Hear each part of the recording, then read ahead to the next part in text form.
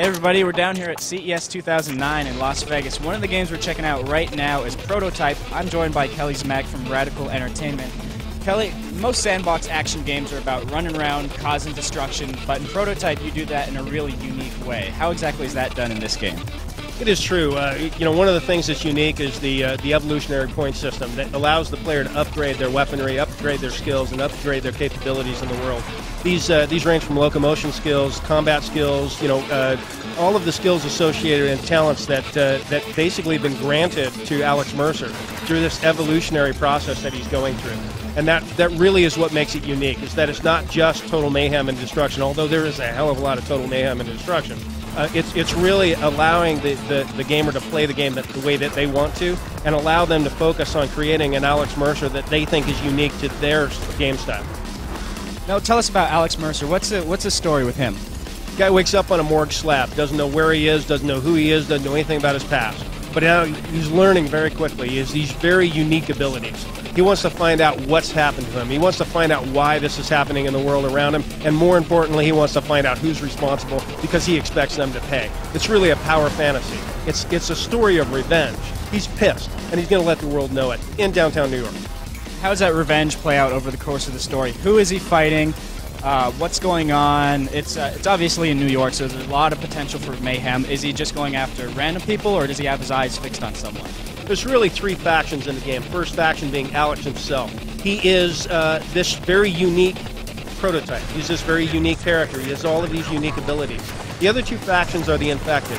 The infected, for some reason, are being driven or motivated either to destroy him or capture him. He's not quite sure. But every time he interacts with them, they seem to grow stronger. They seem to grow more capable. They seem to take on more of his type of characteristics. And then there's the military and the Black Watch. The Black Watch have been specifically trained for this type of scenario. Implication being, it's not the first time they've done this. All of these forces are specifically trained or have unique abilities that seem to really go against what is natural in the real world. And Alex is learning about how these factions interact with the world around them as they slowly start to turn New York City into a war zone. Let's talk about Alex's abilities. He's got stuff growing out of his arms. He can run up buildings. He can fly and glide, it looks like. He has a lot of abilities that become available throughout the course of the game. One of the early abilities is obviously the claws. He's able to defend himself or attack with great ferocity. From the very beginning of the game, you have the ability to jump, you have the ability to parkour over environments in a very free, fluid motion way. He's able to move throughout the environment horizontally and vertically with almost no limitation, what he's able to do. And then as he continues to advance his skills, as he continues to take on greater and greater powers, those powers then continue to enhance and grow from there. So yeah, he really does have this great selection of weaponry. One of the awesome weapons is the blade arm, where his arm actually converts into a blade. We call it the can opener. Use it against the tanks, use it against the brawlers. It's a great weapon, blast to play. And they just continue to grow and grow as he continues to evolve through the evolutionary point system. Now, the other big star in any sandbox game, besides the protagonist, is usually the setting. In this case, it's New York City. What can you tell us about this New York City? What makes it different from what we've seen in like a GTA or Spider-Man? You mentioned that it gets pretty chaotic over the course of the story.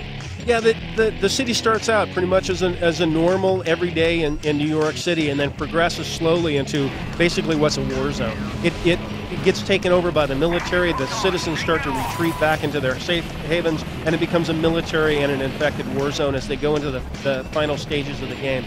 And really what it is, it's alive. There are pedestrians, there are taxis, there are cars, there are sounds, and everything is moving in the world, kind of in spite of what Alex is doing. He's out searching for these answers, but the city around him is evolving and changing and growing because of the infection and because of the military. Sounds good. When should we expect to see it in stores, and what systems should we see it on? The product will be available for the Xbox 360, the PS3, and the PC, and it will be shipping in summer of 2009.